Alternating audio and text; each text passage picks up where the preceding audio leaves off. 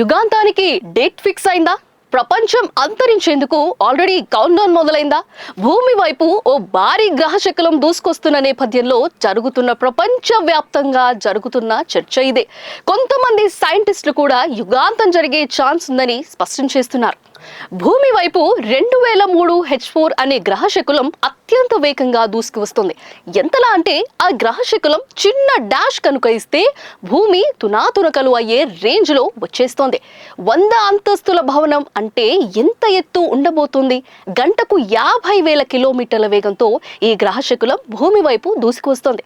అయితే అంత పెద్ద గ్రహశకలం భూమి వైపు రావడానికి మరెంతో దూరం లేదు. మే 24న భూమిని సమీపించేందుకు సైంటిస్టులు తేల్చేస్తున్నారు.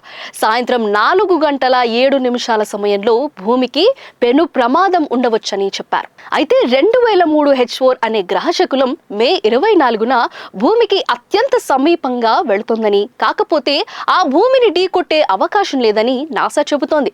భూమి సమీపించే సమయంలో ఆకాశం మరింత ప్రకాశవంతంగా మెరుస్తోందని వెల్లడించింది. అయితే ప్రమాదం జరిగిందని కూడా చెప్పలేమని అంటున్నారు సైంటిస్టులు. భూమికి అత్యంత సమీపంగా వచ్చిన నేపథ్యంలో భూమికి ఆకర్షంగా దాని వలన గ్రహశకలం గతి మారి భూమిని ఢీకొట్టే అవకాశాన్ని కొట్టి పారేయలేమని చెబుతున్నారు సైంటిస్టులు.